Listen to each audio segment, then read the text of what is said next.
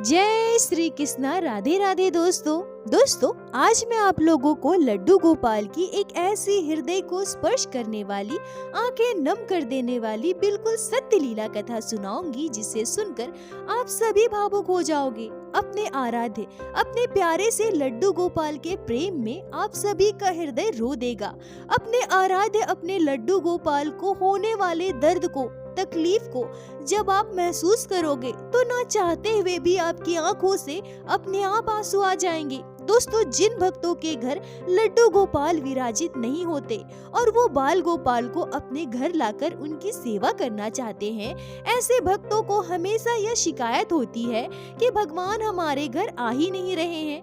हम लड्डू गोपाल को घर लाना तो चाहते हैं, उनकी सेवा करना चाहते हैं, पर लड्डू गोपाल हम पर कृपा नहीं कर रहे, वो अपनी सेवा हमें नहीं दे रहे। पता नहीं हमसे ऐसी कौन सी गलती हुई है, कौन सा ऐसा पाप हुआ है जो बार बार अनेकों प्रयासों के बाद भी कोई न कोई अड़चन आ ही जाती है और हम लड्डू गोपाल को अपने घर नहीं ला पाते हैं। तो दोस्तों, इसके लिए सबसे पहले यह जान लीजिए कि आप कभी भी लड्डू गोपाल को अपने घर नहीं ला सकते। हम मनुष्यों में इतनी सामर्थ्यता नहीं है कि हम लड्डू गोपाल को अपने घर ला सके। जब तक बाल गोपाल की आप पर कृपा नहीं होगी, वो आपसे सेवा लेना नहीं चाहेंगे, तब तक आप लाख प्रयासों के बाद भी उन्हें अपने घर लाकर उनकी सेवा नहीं कर सकते हैं। पर दोस्तों, दूसरी बात अगर मैं आप सभी से कहूँ तो आप सभी को यह लगता है कि आप अपने ठाकुर जी के लिए तड़प रहे हैं, रो रहे हैं, पर बाल गोपाल आपके घर नहीं आ रहे हैं।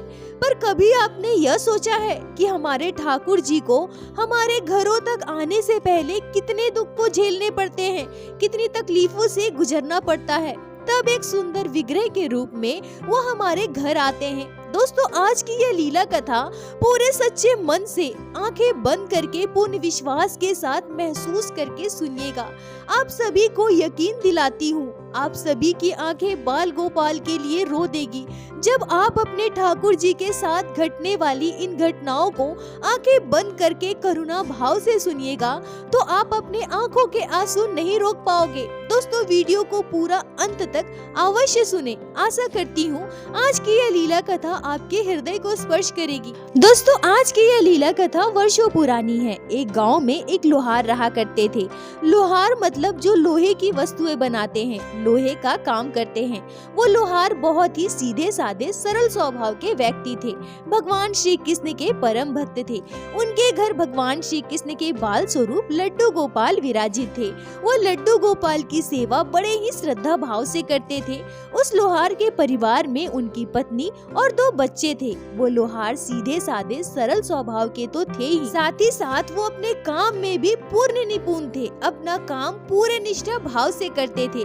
कभी भी अपने काम के बदले लोगों से ज्यादा पैसे नहीं लेते थे। भले ही उनके पास बहुत पैसे नहीं थे, पर वो अपने परिवार के साथ बहुत खुश थे। उनकी पत्नी भी सरल स्वभाव की महिला थी, लड्डू गोपाल की सेवा किया करती थी। बच्चे संस्कारी थे। ठाकुर जी की कृपा से सब कुछ बहुत अच्छा था। पर वो कहते हैं ना दोस्तों, अगर आपके जीवन में दुख आ रहे हैं, अगर आप बार बार किसी काम में फेल हो रहे हैं, तो समझ जाना भगवान श्री कृष्ण ने आपको अपने लिए चुन लिया है। भगवान श्री कृष्ण आपको अपना रहे हैं। यह आपकी परीक्षा का समय है। भगवान श्री कृष्ण की कृपा आप पर है। भगवान श्री कृष्ण आपको तोड़ रहे हैं, अपने लायक बना रहे हैं, विषम परिस्थितियों से लड़ने के काबिल बना रहे हैं, ताकि आप पूरी तरह से परिपक्व हो जाओ और भगवान श्री कृष्ण आपकी भक्ति को स्वीकार कर ले। विषम परिस्थितियों से उबरने के बाद, ऐसी परिस्थितियों से बाहर आने के बाद कृष्ण आपके नहीं, आप श्री कृष्ण के हो जाओगे। लोहार के जीवन में भी कुछ ऐसी ही परीक्षा की घड़ी आई।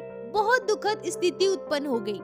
एक बार हुआ यूं कि उनका काम बहुत मंदा चलने लगा। कमाई धीरे धीरे बहुत कम हो गई थी। परिस्थिति ऐसी कि भूखे मरने की स्थिति उत्पन्न हो गई। लोहार बहुत परेशान हो गए। पूरा परिवार बहुत दुखी रहने लगा। स्थिति ऐसी कि 2 वक्त का भोजन पाना भी मुश्किल हो गया था। पर ऐसी स्थिति में भी लोहार ने भगवान श्री कृष्ण लड्डू गोपाल की सेवा नहीं छोड़ी। अगर उनके पास 2 रोटी भी हो तो वो 1 रोटी अपने बच्चों को बांटकर खिलाते और दूसरी रोटी का भोग अपने लड्डू गोपाल को लगाते थे। ऐसी प्रगाढ़ गहरी भक्ति थी उस लोहार की। पर भक्ति के लिए परिवार का साथ होना भी अत्यंत आवश्यक है। पत्नी भी बिल्कुल वैसी ही सीधी सादी शांत स्वभाव की।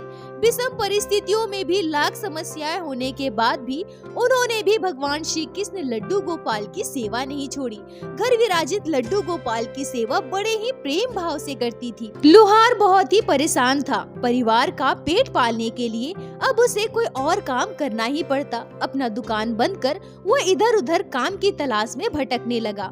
पर उसके सामने सबसे बड़ी समस्या यह आ रही थी कि वो बस अपने काम में ही निपुण था। इसके अलावा उसे कोई और दूसरा काम नहीं आता था। तो 4 दिन इधर उधर भटकने के बाद भी उसे कहीं काम नहीं मिल रहा था। तब उसने सोचा कि ऐसे तो नहीं चलेगा, कोई ना कोई काम का बंदोबस्त तो करना ही पड़ेगा, नहीं तो मेरे बच्चे भूखे मर जाएंगे। मैं एक काम करता हूँ, पड़ोस के गांव में जाता हूँ, वहाँ मूर्ति बनाने की फैक्ट्री है। मैं भी लोहार हूँ, लोहे का काम जानता हूँ, मुझे ज्यादा दिक्कत नहीं होगी। मैं वहाँ काम अच्छे से कर लूँगा। जाकर देखूँ तो शायद वहाँ मुझे कोई काम मिल जाए। यह सोचकर वो लोहार अपने पड़ोस के गांव में काम ढूंढने चला गया। लोहार उस मूर्ति बनाने की फैक्ट्री में पहुँचे और वहाँ पहुंचकर उन्होंने फैक्ट्री मालिक से बात की। फैक्ट्री मालिक ने लोहार को काम पर रख लिया। लोहार बहुत खुश हो गए और सोचने लगे कि चलो कोई काम तो मिल गया, अब मेरे बच्चों को भूखे नहीं मरना पड़ेगा, हम 2 वक्त की रोटी खा पाएंगे। यह सोचकर वो बहुत खुश हो गए। बार बार अपने लड्डू गोपाल को धन्यवाद देने लगे। अपने कान्हा से कहने लगे, कान्हा तुम्हारा बहुत बहुत धन्यवाद जो तुमने मेरे लिए काम का बंदोबस्त कर दिया। फैक्ट्री मालिक से बात करने के बाद वो सीधे फैक्ट्री के अंदर चले गए जहां उन्हें काम करना था। पर फैक्ट्री के अंदर जाकर उन्होंने कुछ ऐसा देखा जिसे देखकर वो अपने आंसू नहीं रोक पाए। फैक्ट्री के अंदर का पूरा दृश्य देखकर वो फबक कर रोने लगे। दोस्तों, हम भक्त जब भी किसी भगवान के विग्रह को अपने घर लाने के लिए बाजार जाते हैं तो बाजार जाकर भगवान के विग्रहों में से सबसे प्यारे, सबसे सुंदर विग्रह की तलाश करते हैं। हम सोचते हैं कि हम जिस भगवान की मूर्ति को अपने घर लेकर जाएं, वो बहुत सुंदर होने चाहिए। लड्डू गोपाल का विग्रह जब हम अपने घर लाना चाहते हैं तो हम यह सोचते हैं कि हमारे कान्हा सबसे प्यारे हों, मेरे बाल गोपाल सबसे सुंदर दिखे। पर दोस्तों, क्या आप जानते हैं, हमारे घर सुंदर विग्रह पहुंचने से पहले भगवान के विग्रह को किन परिस्थितियों से गुजरना पड़ता है?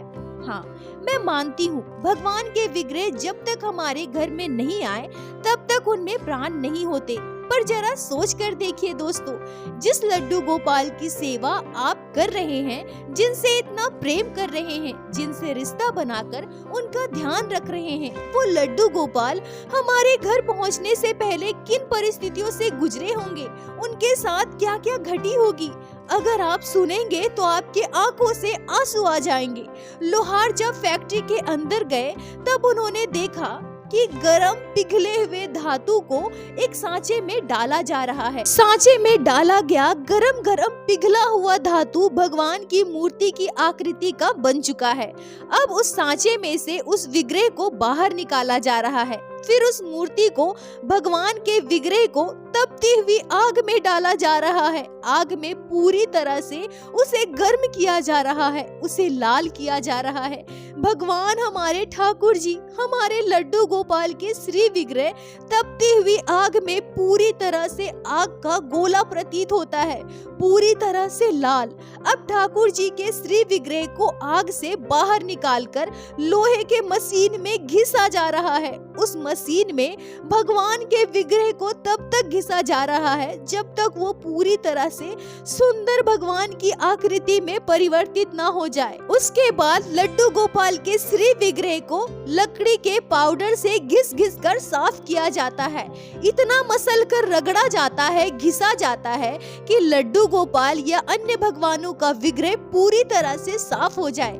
फिर केरोसिन के तेल में भगवान के विग्रह को डुबोया जाता है ताकि वो पूरी तरह से चमक जाए। हमारे लड्डू गोपाल और साथ साथ अलग भगवानों के विग्रह को तैयार करने के लिए इस पूरी प्रक्रिया को देखकर वो लोहार अपने आप को रोक नहीं पाया। वो फपक कर रोए जा रहा था, उनकी आंखों से आंसू नहीं रुक रहे थे। तब उन्होंने यह निश्चय किया कि हमारे ठाकुर जी के साथ यहाँ कितना अत्याचार किया जा रहा है, कितनी तकलीफ दी जा रही है। आग की भट्टी में जलाया जा रहा है, लोहे के मशीन में घिसा जा रहा है। नहीं नहीं, मैं अपने भगवान को इतना दुख, इतना तकलीफ नहीं दे सकता। मैं अपने भगवान के साथ ऐसा बिल्कुल नहीं कर सकता। मैं यह काम नहीं करूँगा। मैं अपने ईश्वर को इतना कष्ट कभी नहीं दे सकता। यह सोचकर वो लोहार फैक्ट्री से बाहर आने लगे। पर तभी उनके मन में यह बात आई कि अगर मैं यहाँ से काम छोड़कर चला जाता हूँ और मुझे कोई और काम नहीं मिलता है, फिर मैं क्या करूँगा? अपने बच्चों का पालन पोषण कैसे करूँगा? हमारा जीवन यापन कैसे करूँगा? मैं अपने लड्डू गोपाल की सेवा कैसे करूँगा? नहीं नहीं, मुझे यह काम करना ही पड़ेगा। मेरे पास और कोई रास्ता नहीं है। हे मेरे ठाकुर जी, हे मेरे लड्डू गोपाल, मैं इतना दुख सह सकूं, इतना तकलीफ अपने हाथों से आपको दे सकूं, इतनी हिम्मत मुझे दे दो प्रभु। यह कहकर वो लोहार रोने लगे। अब वो लोहार उस फैक्ट्री में काम करने लगे। प्रत्येक दिन वो भगवान श्री कृष्ण के बाल स्वरूप लड्डू गोपाल का सुंदर सुंदर विग्रह तैयार करते थे। उस फैक्ट्री में लोहार को लड्डू गोपाल के विग्रह को लोहे से घिसने का काम मिला था। मतलब सांचे से निकलने के बाद अब लड्डू गोपाल का जो विग्रह तैयार हो जाता था, उसमें जो ऊबड़ खाबड़ हिस्सा होता था, उसे लोहे से घिस घिस कर एक समान करना था, उसे चमकाने का काम था। लोहार को लड्डू गोपाल के विग्रह को पूरी तरह से लोहे से घिस घिस कर चमकाने का काम मिला था। पर वो कहते हैं ना, भगवान अपने भक्तों के आंसू कभी नहीं देख सकते, अपने भक्तों को दुखी नहीं देख पाते। बिल्कुल उसी तरह से एक भक्त भी अपने भगवान को कभी भी अपने हाथों से कष्ट नहीं दे सकते, यहाँ तक कि कष्ट देने का सोच भी नहीं सकते। उनके ठाकुर जी को जरा भी दर्द हो, जरा भी तकलीफ हो, यह एक भक्त कभी भी बर्दाश्त नहीं कर सकता। पर वो लोहार मजबूर थे, उन्हें यह काम करना ही था। परिवार का पेट पालने के लिए उन्हें अपने भगवान, अपने ठाकुर जी के साथ यह अत्याचार करना पड़ रहा था। वो लड्डू गोपाल के श्री विग्रह को लोहे से घिस घिस कर साफ करते थे। लोहे से घिस घिस कर लड्डू गोपाल के विग्रह के ऊबड़ खाबड़ अंश को एक समान करते थे। तब वो लगातार रोते थे, उनकी आंखों से निरंतर आंसू बहते थे। वो इतना रोते थे कि उनके आंखों के आंसू से लड्डू गोपाल का विग्रह पूरी तरह से भीग जाता था। उन्हें इस तरह से रो रो कर लड्डू गोपाल का विग्रह तैयार करते हुए उस फैक्ट्री के दूसरे मजदूर प्रत्येक दिन देखा करते थे। प्रत्येक दिन जब उस फैक्ट्री के दूसरे कर्मचारी उस लोहार को ऐसा करते देखते थे, तो एक दिन फैक्ट्री के कर्मचारियों ने मालिक को यह बात बताई। उन्होंने अपने मालिक से कहा कि प्रत्येक दिन जब भी लड्डू गोपाल की मूर्तियों को वो लोहार घिसता है, तो उसकी आंखों से लगातार आंसू बहते हैं। वो रो रो कर भगवान की मूर्तियों को बनाता है। वो इतना रोता है कि उसकी आंखों से भगवान का विग्रह पूरी तरह से भीग जाता है। प्रत्येक दिन वो ऐसा ही करता है और यह देखकर हमें बिल्कुल भी अच्छा नहीं लगता। अब कर्मचारियों के मुंह से ऐसी बातें सुनकर फैक्ट्री के मालिक तुरंत उस लोहार के पास पहुँचे और फैक्ट्री के मालिक लोहार से पूछते हैं कि तुम प्रत्येक दिन ऐसा क्यों करते हो? तुम जब भी लड्डू गोपाल के विग्रह को लोहे से घिसते हो तो लगातार रोते हो, और मैंने सुना है कि तुम्हारे आंसू से लड्डू गोपाल का विग्रह पूरी तरह से भीग जाता है। तुम क्यों लड्डू गोपाल के विग्रह को अपने आंखों के आंसू से जीवित कर देते हो, उनमें प्राण भर देते हो? तब वो लोहार रोते हुए फैक्ट्री मालिक से कहता है, मैं क्या करूं? मैं निरुपाय हूं। मैं अपने बच्चों का पेट नहीं भर पा रहा हूं, अपने परिवार की जरूरतों को पूरा नहीं कर पा रहा हूं। मैं इतना विवश हो गया हूं कि मैं अपने परिवार को 2 वक्त की रोटी भी नहीं खिला पा रहा हूं। इसलिए मजबूरी में मुझे यह काम करना पड़ रहा है। मैं पूरी तरह से मजबूर हूँ, विवश हूँ।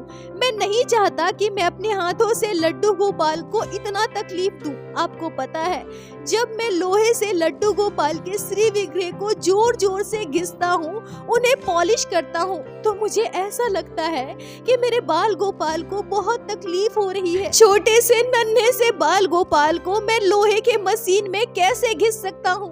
मुझे ऐसा लगता है मानो उनके सारे दर्द मुझे मिल जाए।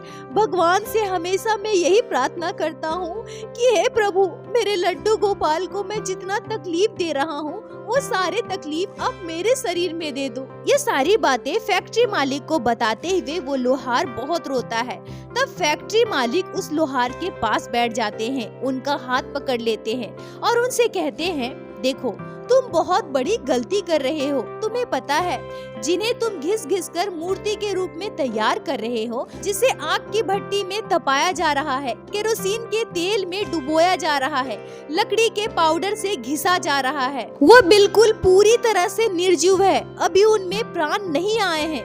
पर क्या तुम्हें पता है, तुम अपनी आंखों के आंसू और अपने भक्ति के द्वारा उन निर्जीव मूर्तियों को जीवित कर रहे हो। क्या तुम्हें पता है, भक्तों के आंखों के आंसू को भगवान कभी बर्दाश्त नहीं कर सकते और भक्त के आंखों से गिरे हुए एक बूंद आंसू भी अगर भगवान की निर्जीव विग्रहों में गिर जाए तो उनमें प्राण आ जाते हैं। अगर एक भक्त पूरे भक्ति भाव से भगवान के लिए रो देता है, भगवान के लिए अपनी आंखों से आंसू बहाता है, तो वो आंसू अगर भगवान के विग्रह पर पड़ जाए तो निर्जीव मूर्तियों में भी प्राण आ जाते हैं, भगवान जीवित हो उठते हैं। फैक्ट्री के मालिक लोहार से कहते हैं, देखो तुम जब मूर्तियों को बनाते हो तो वो निर्जीव अवस्था में होती है, पर जब तुम पूरे भक्ति भाव से भगवान के लिए तड़प कर अपने आंखों से आंसू गिराते हो, लड्डू गोपाल के लिए रोने लगते हो और उन निर्जीव मूर्तियों में तुम्हारे आंसू पड़ते हैं और उनमें जान आ जाती है, भगवान की प्राण प्रतिष्ठा हो जाती है, भगवान में प्राण आ जाते हैं। उन मूर्तियों में, उन विग्रहों में जान आ जाने के बाद तुम मूर्तियों को लोहे के मशीन में घिसते हो और अन्य तरीकों से मूर्तियों को घिसा जाता है, उसे चमकाया जाता है। अब तुम ही बताओ, भगवान की मूर्तियों में प्राण लेकर आना, फिर उसे घिसना, उन्हें तकलीफ देना, क्या यह सही है, उचित कार्य है? क्या हमारे भगवान को तुम तकलीफ नहीं दे रहे हो? क्या लड्डू गोपाल को दर्द नहीं हो रहा है? अब तुम ही बताओ, तुम्हें क्या करना है? तुम्हारी वजह से अन्य कर्मचारियों को भी भगवान के जीवित अवस्था में भगवान के जीवित मूर्तियों पर अत्याचार करना पड़ रहा है। तुम्हारे काम करने के बाद जब उन मूर्तियों पर अन्य कर्मचारी दूसरा काम करता है तो सोचो भगवान को कितनी तकलीफ होती होगी, कितना दर्द होता होगा। इसलिए मैं तुमसे अनुरोध करना चाहूँगा, कृपया करके तुम जब भी मूर्तियाँ बनाओ तो अपने आँखों से आंसू मत गिराना। तुम्हारे आंखों से एक बूंद भी आंसू नहीं गिरने चाहिए। अगर मैं आज के बाद कभी भी सुना कि तुम भगवान की मूर्तियों को घिसते समय, उन्हें बनाते समय रो रहे हो, तुम्हारे आंखों से आंसू गिर रहे हैं, तो याद रखना तुम्हें मैं काम से निकाल दूंगा, फिर तुम्हें कभी भी यहाँ काम करने नहीं दूंगा। उसके बाद फैक्ट्री मालिक कहते हैं कि तुम क्या सोचते हो, लड्डू गोपाल के लिए बस तुम्हारे मन में ही श्रद्धा भक्ति है? क्या तुम ही भगवान के भक्त हो, हम भक्त नहीं हैं?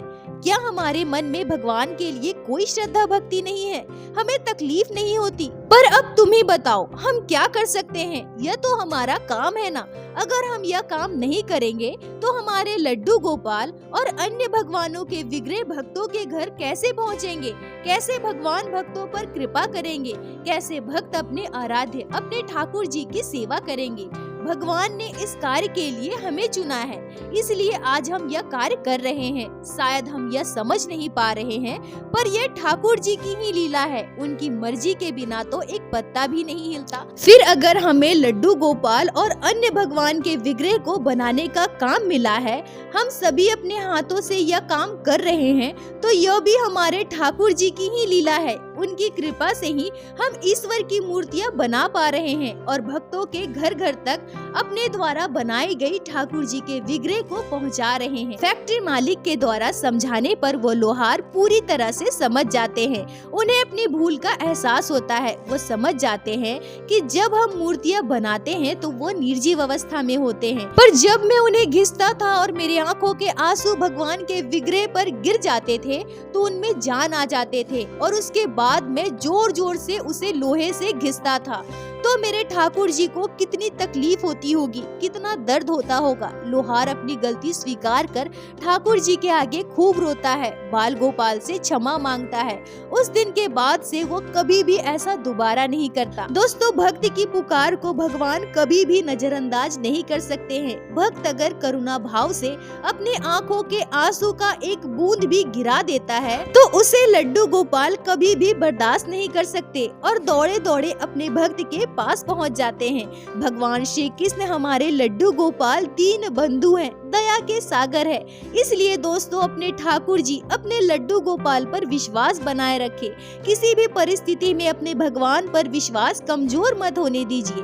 परिस्थितियां चाहे कैसे भी हो, आपके ठाकुर जी, आपके लड्डू गोपाल हमेशा आपके साथ है।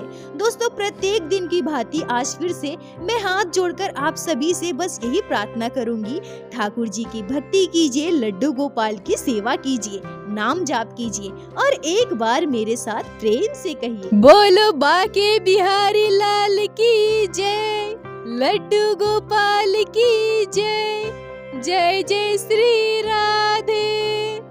दोस्तों यदि आप लोगों को आज की यह लीला कथा अच्छी लगी हो, आपके हृदय को स्पर्श की हो, तो कृपया वीडियो को लाइक करके अपने दोस्तों के साथ शेयर अवश्य करें, जिससे बाकी भक्त भी लड्डू गोपाल के इस अद्भुत लीला कथा को श्रवण कर सके। और हमारे चैनल को सब्सक्राइब करें, जिससे प्रतिदिन आप लोग हमारे चैनल पे श्री बाके बिहारी श्री लड्डू गोपाल की लीला कथा सुन सके। दोस्तों यदि आपके जीवन में घटी हो कोई भी चमत्कारी घटना या लड्डू गोपाल ने कभी भी की हो कोई भी लीला जिसे आप हम सभी के साथ शेयर करना चाहते हैं, तो कृपया हमें इंस्टाग्राम पे मैसेज करें। हम आपसे कांटेक्ट करेंगे और आपकी उस लीला कथा को हमारे चैनल पे बाकी सारे भक्तों के साथ शेयर अवश्य करेंगे। लड्डू गोपाल की कृपा आप पर और आपके पूरे परिवार पर बनी रहे। राधे राधे दोस्तों।